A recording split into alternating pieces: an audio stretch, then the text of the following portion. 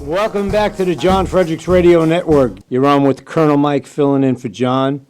On the line with us is a guest that's been on with us a couple of times.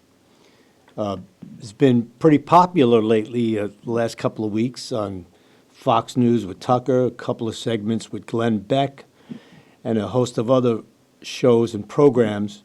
And I want to welcome him back. Bob Woodson of the Woodson Center. You're back with Colonel Mike. Pleased to be here, Colonel Mike. How you doing, sir?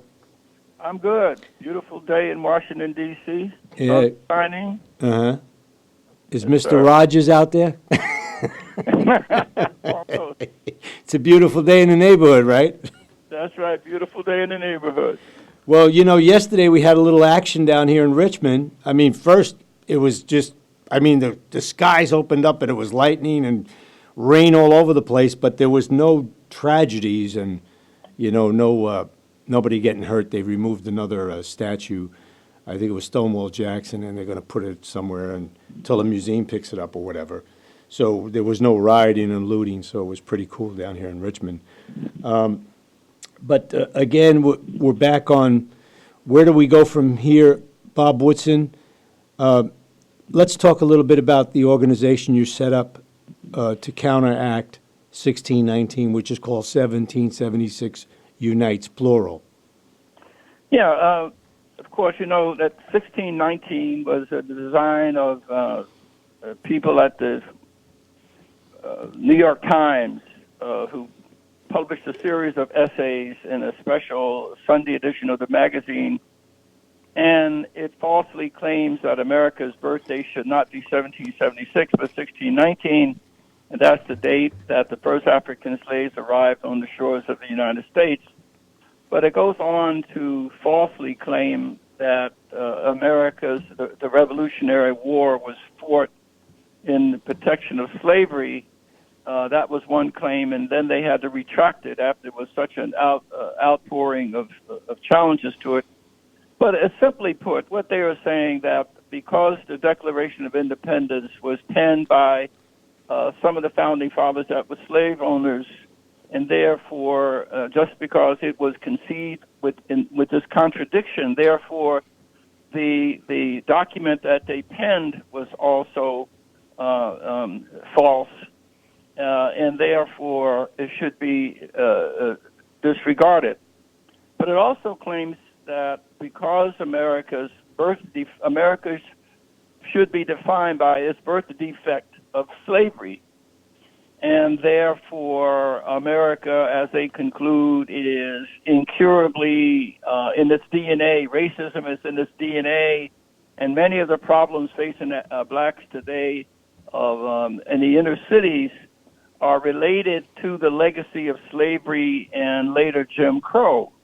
And so this is obviously false, and so what we did, since they were using race as a bludgeon to kind of disparage the founding of the country, and it was black-led, we felt it was important for leadership to oppose it to be black-led as well. So I assembled a group of 20-plus black scholars, but not exclusively black, others too. But we also included in our group not just scholars, but we also included activists. These are grassroots leaders who are in high-crime, drug-infested neighborhoods, but whose lives are a living witness to the embrace of these principles and virtues of the founders. And we came together not to mount an argument against 1619, but to also offer a counter-narrative, to present facts, to dispute and challenge some of their conclusions that somehow that blacks, the conditions facing many blacks today are related to that legacy of slavery. We provided a lot of essays. We're also developing materials, curriculum, because 1619 now, that poison has now been picked up by the Pulitzer Institute, Random House, and they're developing curriculum from it that now in all 50 states children in our classrooms are going to be taught America is a rogue nation, and its founding is steeped in hypocrisy. There's really the most anti-American diatribe that you can imagine, and this is being taught to our children, in that all whites, because of our past, are therefore victimizers, and all blacks are victims. And that is, and so that's a very poisonous message. Because So do you believe, Bob, that these kids learning this stuff in the school will grow up racist then? Is that what you're saying? of course, either that or looking at one another, whites will. Already you see white kids or parents are calling and saying their kids are coming home saying, "Mommy, I'm white. What did I do?" People are saying that I'm responsible for the oppression of black people, and what it's doing on both sides is creating animosity. But also, what's dangerous with black kids is it gives them an exemption from any personal responsibility. If you say to a group of black youngsters that if you are dropping out of school or acting poorly, it's not your fault. If you're engaged in self-destructive behavior, it's not your fault. There's nothing more lethal than giving people a convenient excuse for their misbehavior. And also, what it does, it creates in black folks a self-defeating notion that somehow their destiny is determined by what whites do, and therefore they're almost incapable of being agents of their own uplift. Well, and that is just so that's the really dangerous message that we're sending out to our. well, do these kids know today, the young kids, do they know about Tulsa? Just give us some statistics. Remember when the black people were very wealthy, and Yeah, Tulsa, and banking, and business, Oh, sure. and In other millionaires? Yeah, we refute this whole notion that somehow black folks' history is slave ships to the plantations, to the ghettos, to welfare. That is not our trajectory. In fact, we have a lot of essays, for instance, between 1930 and 1940, when the country was in a depression, when the unemployment rate for whites was like 25%, and it was 40% for blacks, and racial discrimination was enshrined in law, and there was no political representation. Black marriage rate in 1930 to 40 was the highest. Marriage formation rate was the highest of any group in the country, higher than any group. Elderly people could walk safely in their communities without fear of being assaulted by their grandchildren. When we were denied access to hotels, we built our own. The Wallahaji in Atlanta, the St. Teresa in Chicago, in New York, the St. Charles. I could go on and on and on. When we were denied access to medical schools, we built Meharry, Fisk, Tuskegee, all sorts of. Our business formation rate in the 20s was higher in some cases than whites. Durham, North Carolina was one of two black Wall Streets. And Tulsa, the Greenwood section of Tulsa in 1920 was a thriving metropolis with insurance companies, buildings.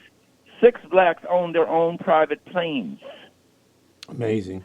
We don't hear this. And so this history is unknown to most people, and that's why what we're doing at 1619, we're documenting this, and we hope to do videos. We hope to so that's what that's our pushback. I know some of the stories of the heroes, and again, we never had a black trader in America. Tell us some of the hero stories about the military. Well, there's a group that I'm excited. In fact, I met one in Richmond. Retired in 1943. There were no black naval officers, and so Eleanor Roosevelt insisted that the Navy train some. So they selected 13 black college graduates who trained as naval officers. But in order to ensure their failure, they set up a special training camp. But they were going to give the black cadets in 8 weeks what they would have given to white cadets in 16 weeks. Mm-hmm. Mm-hmm. And when these 13 men found out what their scheme was, they covered their barracks windows with blankets at night and stayed up all night and studied. Mm. And at the end of the 8 weeks, when they were tested, they scored in the 90th percentile. Which is amazing. So then the Navy still wouldn't recognize and say, well, they cheated. So then they tested them individually, all in a separate room. They scored in the 93rd percentile. And after a few months, they were eventually commissioned. I met a rear admiral in Richmond many years ago. He was in his 90s. He was one of those graduates. Amazing story. And they were called the Golden 13. Tell us some other names. They had the Tuskegee Airmen, Tuskegee We got Airmen. Tuskegee Airmen. It's interesting that 20 or 30 of them, when they showed up for flight training, they already knew how to fly, because they were trained in Chicago by a black woman, Bessie Coleman, who started a flight school. She was a washerwoman at Alabama and came up and learned how to fly. She had to go to France because she couldn't be taught here because she's black. Right. Came back and started her own flight training school. And so Tuskegee trained and sent a unit into the Second World War in Germany. Mm-hmm. 66 of those flyers lost their lives flying combat missions over Germany in bomber escorts, and they never lost a bomber to German fighters. Hang on a minute, Bob. It's 8:20. You're on with the John Fredericks Radio Network with Colonel Mike. Our guest right now, Bob Woodson of the Woodson Center and Unites 1776. Go ahead, Bob. And so there are just many stories of heroism. People don't know about the Black Panthers. They were a Black Tank Corps, and they served with Patton in Germany. And the Triple Nickel were our paratroopers. I like that name. I like that name, Triple Nickel. Yeah, they were the 555 nickel they call themselves. And then, of course, the Montauk Marines, they were the Black Marines. So we served gallantly in recognizing that... during segregation, too. During segregation, yeah. Yeah, and during that time, we had a double victory. Blacks had and victory against fascism in Europe and victory against racism at home. And so, but again, through the whole history of combat, every war that we served in, not one person was found guilty of treason. Which you can't say for other people or other groups. I know that for a fact. Right. And so, and my own father was a part of the Hellcats. He was in the First World War, and he fought gallantly with the group from New York, who fought in Germany. So, so this is a history, though, that young black and white kids need to learn. So 1776 Unites is our website. And we're raising money, and we are also commissioning videos so we can tell the story. The 17 to 20 blacks who were born slaves who died millionaires. You know, right after slavery ended in 1865, many of the blacks who worked on the plantations were skilled workers because they were iron workers. Mm-hmm. They were skilled, and so when there was a great demand for skilled labor in the rebuilding of these plantations, and so wages soared for ex-slaves in the marketplace for a couple of years, and then some of the plantation owners tried to form a voluntary cartel so they could, push back against that, but voluntary cartels never work. Well, also, didn't Ulysses Grant have a special operations group that was black, predominantly former slaves? Yes. Mm-hmm. Ulysses Grant during the war, yeah. And so there's just and it was only when government stepped in and began to regulate that it suppressed and drove blacks out of the workforce, these skilled workers. But still, many of them, there are a lot of interesting. A lot of people heard the term "the real McCoy," right? I want the real McCoy. Mm-hmm. That was Hatfield and McCoys down in West Virginia. No, not that one. Oh, This is okay. Elijah McCoy, a black man at the time who was a slave who got an engineering degree. Oh, yes, that's another story. Correct. Yes. He went to work for the Chicago Railroad, Uh-huh. and because of his race, they gave him the most dangerous and the lowliest job, and that is to really get under the trains and oil the wheels. Well, he invented a box that would automatically oil the wheels, and he became wealthy. And that's why they called it the real McCoy. We want the real McCoy. No, when people tried to copy it, the owners of the railroad said, "No, we don't want this copy. We want the real McCoy." I got you. That's a great. That's where we got it from. Yeah. That's where we got it from. No, I want the real McCoy. Mm-hmm. And so there's countless stories of great entrepreneurs.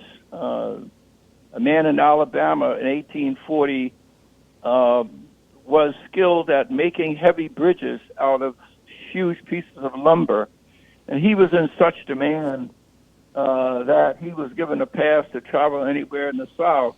He eventually partnered with his slave owner, and they became business partners. And they went on to build bridges throughout the South. We're coming down to the bottom of the hour. How many more minutes we have, Kiara? We got 4 minutes, Bob, and then we got 4 minutes. Then we're gonna on the next segment, we're gonna talk about how many of these corporations are calling the Woodson Center to send you money, and how many celebrities are dialing that number to say, "Hey, we're on board with this." But continue, sir. Yeah. I mean, no. This is what really disturbs me, is that while these corporations are investing in Black Lives Matter and handing over ransom to that group without anybody knowing where that money is going, and it's being done for social justice and to end institutional racism. I don't know what institutional racism is. In fact, I had a 1-hour debate with one of the leaders of Black Lives Matter. That'll be it was taped and it'll be released on the 6th. And so I challenged him. We had a very spirited debate on this issue. And where will that be? Where will that be presented on? I don't know. I'm okay. waiting to find out myself. I'll let you know. Thank you. But I think that the country, and particularly young people, need to know about the kind of resilience. Something else that one of our scholars came up with, and that immediately after slavery, he looked at the records of 6 major plantations that had the bulk of slaves. He found, surprisingly, that 75% of all those families had a man and a woman raising children. Mm-hmm. And that strong nuclear family continued for 100 years. Amazing. It's just totally amazing. 100 years it continued. And Tom Sowell, I can't wait to read his book, where he talks about, in almost every major category of income, of education, you can just see the progress of blacks over the course of 100 years, even in the face of racism and oppression. Segregation, oppression, yeah. Segregation, we managed to thrive. And so what we're saying at 1776 is that people are motivated to improve themselves when they're given visions of victories that are possible, not by constantly reminding them of injuries to be avoided. But also, the black church was so important in those days, Bob. Oh, 1940s and 50s. We're down to the last minute. But back then, it was so important. I remember as a young guy, a little guy, people were so well dressed, the bonnet, people walking down Harlem and different parts of New York City. they shined on Sunday. It was like Easter Sunday every Sunday. Yeah, poverty was never an excuse to be a criminal. Mm-hmm. And also poverty, I mean, middle class was not defined by your income. It was defined by your behavior. I remember the most righteous looking and righteous acting man was Mr. Jackson, who was a local barber. And he would come to work every day in a three-piece suit. Mm-hmm. And he was the superintendent of the Sunday school. Imagine it. You're on with Colonel Mike. Our guest, we're going to continue for the second segment with Bob Woodson of the Woodson Center and 1776 Unites. That's plural. Bob, you with us? I'm here. All right, let's continue now. Let's continue with the Great Society, the 22 trillion, and how many companies are burning your phone lines to give you money? And how many celebrities are calling up to send a check? Did you get LeBron James' check yet? Did he send that check? No, he didn't quite get there. Oh, you know what? It's locked at the gate. It's locked at the gate at his community. The gate, you can't get the mail through the gate. Well, LeBron James says, they're hunting us down, right? I heard. He said I heard about, it. hey, they're hunting us down, man. Hope they don't, attack me at my $20 million mansion. Yeah, right. But no, it's really something. As I have said, two of the groups that annoy me the most are guilty, self-flagellating white people and rich, angry, well-educated, entitled blacks.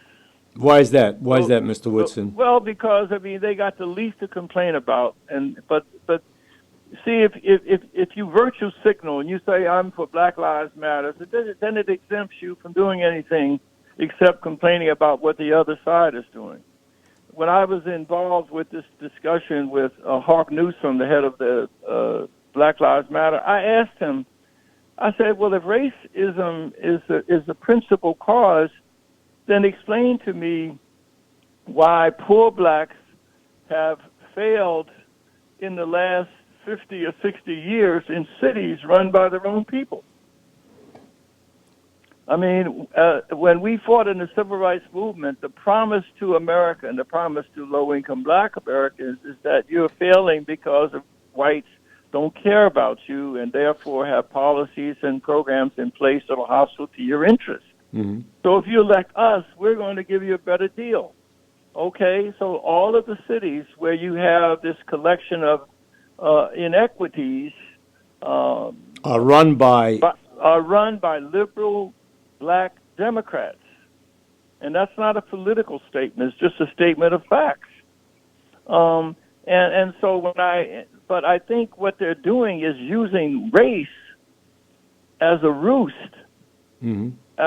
To deflect attention away from the critical question of why are blacks failing in system run by their own people. But you've been around D.C. for years. Now look at Baltimore. The last three mayors had some issues with the law? Yeah, how about Detroit? I mean, there are all kinds of, no one is looking at to what extent are crimes in the suites related to crimes in the streets. Mm-hmm. You have Detroit, Kwame Kirkpatrick, who was mayor for 10 years and ran it like it was his own piggy bank, and he went to prison for 28 years, and there are 40 other people who served in his administration who also were tried and convicted. Many of them went to prison, and after serving 7 years recently, a lot of national organizations were petitioning the president to let this man out of prison. Now, so yet there's no outrage, and yet there are black pensioners in the city of Detroit whose pensions have been reduced because of the theft of those pension funds by this man's corrupt administration. Mm. But again, there's no outrage against this.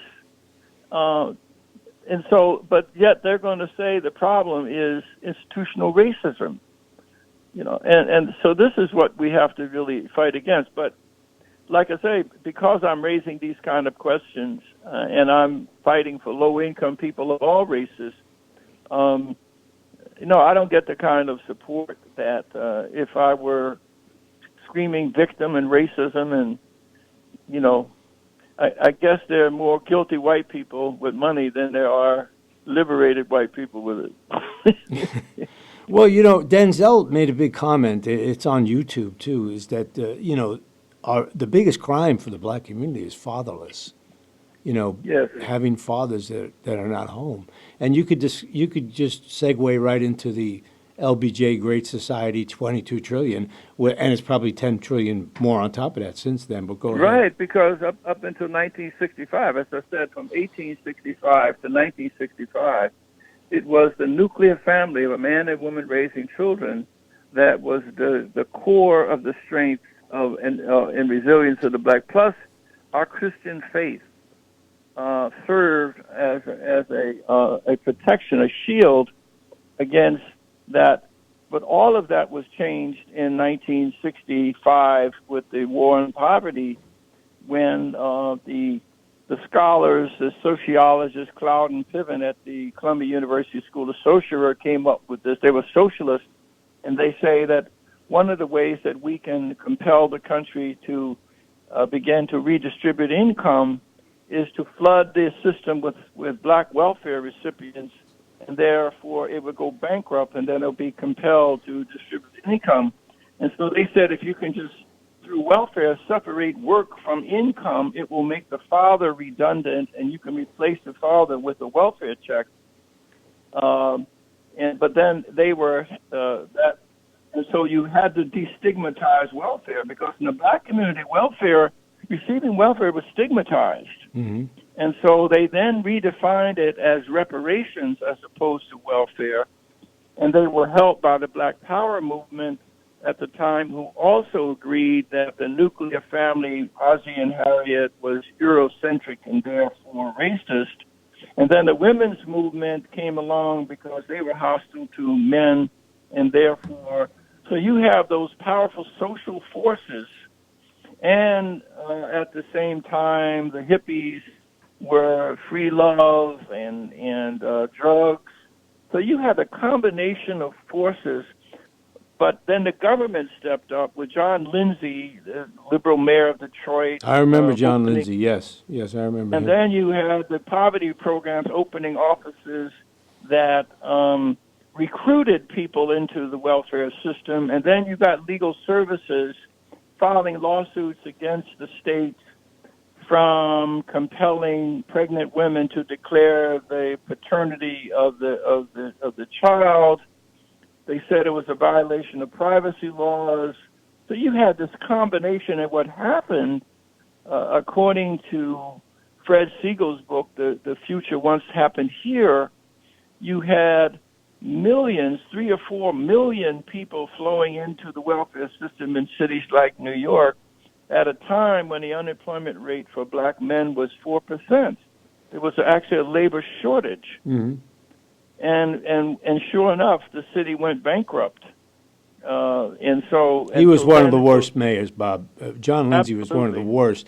But let's, in all fairness, the Great Society subsidized the whites too. I mean, couch potatoes with all colors. No, but it also had a disproportionate effect on black families. Right, it wasn't just, it really did. The two things that it did do well was, at the time that Kennedy toured Appalachia, you had children with kwashiorkors, big stomachs, starving to death. And so the Children's Health Program really worked to stop that. And you had elderly people in Miami dying with no food in their stomachs. And so aid for the elderly, I think those two programs really helped to stamp out those problems for the very young and the very old. So, but for the rest of it, 70 cents of those 22 trillion and plus did not go directly to the poor. It went to create a service industry, and so we created a commodity out of poor people. Mm-hmm. So that's what happened. So the combination of those social forces together with policies that separates work from income, reinforced by legal challenges to requirements of fraternity, all of those combine to just decimate the black family, and that's when you have the surge in violence and incarceration. And even from the turn of the century up into the 60s, to talk about mass incarceration, there was no mass incarceration during that period. And that is because blacks today are 13% of the population, but commit half of the murders. Is that right? Is that what, the Yeah. U.S. Justice Department? Yes, statistics, yeah. Okay. And so that's why you have a disproportionate number of people. But from the turn of the century up into the 60s, the incarceration rates of blacks was between 25 and 30%. So if it didn't soar at a time of de jure segregation, but it did peak at the time of the disintegration of these families, and so that's kind of my assessment based upon the facts that this is the kind of information that we're trying to impart to policymakers, so there can be an objective understanding of what the problems are. Mm-hmm. So what we do by way of solutions is we go into those communities. If we say 70% of the families are having trouble raising kids, it means 30% are being successful. But nobody left and right of center ever goes into the homes of that 30% to find out how they were able to achieve against the odds. And so the lessons that we learned from that 30%, we help to apply it to the 70%. That's what the Woodson Center does. Mm-hmm. Well, just a little background. I mean, you just don't help black people. You do Latinos. No, we help all people. Low income and poor whites. Low income people. Yeah. The thrust of what we do really is trying to, right now, over the next few years, is desegregate poverty and to deracialize race. Mm-hmm. The fact we're trying to get race off the table. The biggest challenge is facing America is not racial. It is a crisis in meaning and content of people's lives. That's why in Palo Alto, California, Silicon Valley, the teen suicide rate is 6 times the national average. Really? Yes. Hmm. So obviously, and that's where you have 90% two-parent households with master's degrees with a high median income. So we have a crisis in this country. That's why drug addiction is up in places like New Hampshire and Northern Virginia, affluent Plano, Texas, and areas where family disintegration isn't an issue. And so, but it's important, if we're going to solve these problems, we cannot do this if we're at each other's throats on the issues of race. Mm-hmm. And with this COVID, you probably have a lot more suicides, I would think, with COVID going on. Sure, exactly. But I mean, we're hoping that we can reunite as a nation and put race aside and stop these race hustlers from exploiting the fears around race and the guilt. So that's what we're trying to do. We're trying to mobilize people on all sides. Do you have any celebrities coming aboard?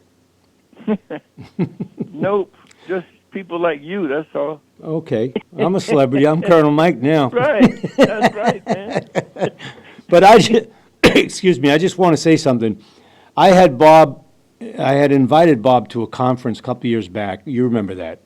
And it was for people in low-income housing, right, Bob? Yes. And it was in Baltimore. And we had about 3,500 people show up. And you were happy to accept the invitation and come and speak. And you were the first guy that spoke with a Republican viewpoint. These were predominantly Democratic voters, Democratic people.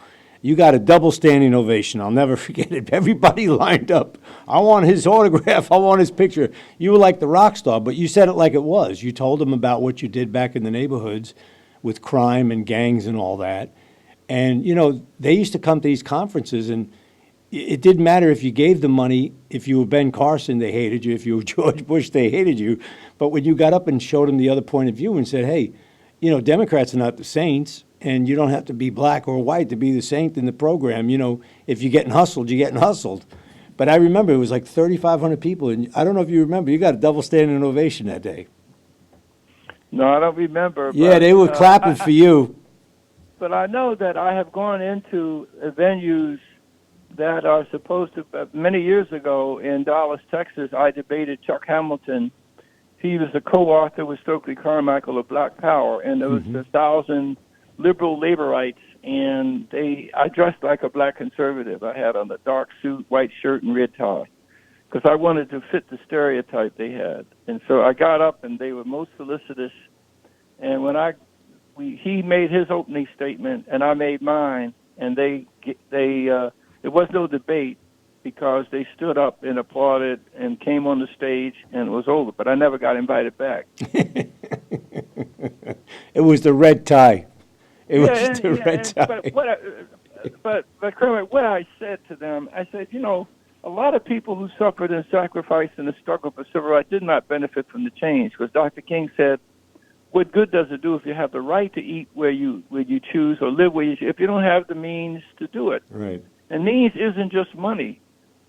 And so, but I said we're not giving I said a lot of professional blacks are benefiting, but low income blacks not. And then I said to them that as a black man, we need to. I don't have any personal male friends who don't take care of their children.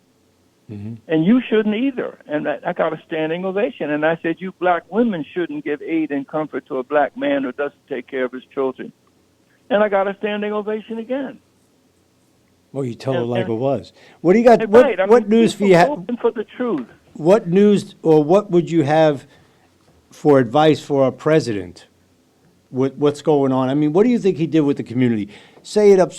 He helped out with the prison reform and jobs were great. Tell us what you think about with President Trump.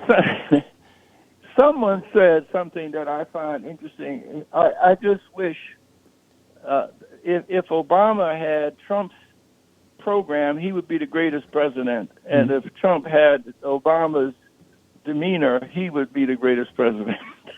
But aside from the flubs that he pulls, just tell us, I mean, for the black community again, has been better or worse? No, I think the black community is better off. But I mean, but perceptions are sometimes more important than facts. Mm-hmm. And it's a lot of times, and so you have to be careful about how things are perceived. And if I would advise him is to stop attacking everything. Mm-hmm. You know, spend your time holding up that which is exemplary of your good work. He's done a lot of good work, and I think even with his flubs on terms of presentation, he's going to get, I think, a substantial number of black votes. People are unaware in the last gubernatorial election in Florida, where DeSantis ran against Gillum, mm-hmm. black former mayor of Tampa. He won by 32,000 votes, and that's because 100,000 low-income blacks voted for the Republican DeSantis. Really? Yes, and they voted for him because he was supporting school choice and vouchers. Gotcha. But the Gillum had Obama and Oprah come into Florida and campaign for him. Down to the last 2 minutes, Bob. Go ahead. So it meant that the black community, low income, voted against Obama and Oprah. Was Gillum backed by Bloomberg, Bob? Was Gillum backed by Bloomberg or Soros? Yes. Okay. And so the point here is that the black community has demonstrated an inclination towards independence, mm-hmm. and that's what people need to look at. But you don't hear anyone talking about that. Well, you're talking about it, and we got you on the air today, and I'm going to find more places to get you on the air because this is an important conversation. I always enjoy having a conversation with you, but it's needed now more than ever. Well, I appreciate it. I'm going to be doing a regular on Lou Dobbs every Wednesday. I think nice. I'm going to be his guest every Wednesday. Well, you were on Tucker, You did a Yes. double segment 2 days with Glenn Beck, right? I think Yeah. you or your people were on Mark Levin also, Liberty, right? Yeah, I was. He's going to replay my interview this Sunday. Who, Mark? Yes. Oh, great. Well, the more places, the better. The word has to get out because I don't see the mainstream media calling you up and having, you know, once in a while, it's nice to have like, hey, I'm on CNN with Don Lemon. Guess who I am, you know, or C-SPAN. I remember you were on C-SPAN about 2 years ago. You had a nice debate with a friend of yours. Yeah, Bernie Anderson. Right. But that was a nice debate. It was clean. It was neat. And it was, what, about an hour? Yeah, no, and I invited Bernie, and I proposed that to C-SPAN because I wanted people to see how two people can sit and intelligently explore differences. Mm-hmm. Well, You know, Bob, that's important. it's always good to have you on. And I thank you for coming on the John Fredericks Show. Have a happy 4th of July, my friend. Same to you, and thank you for having me.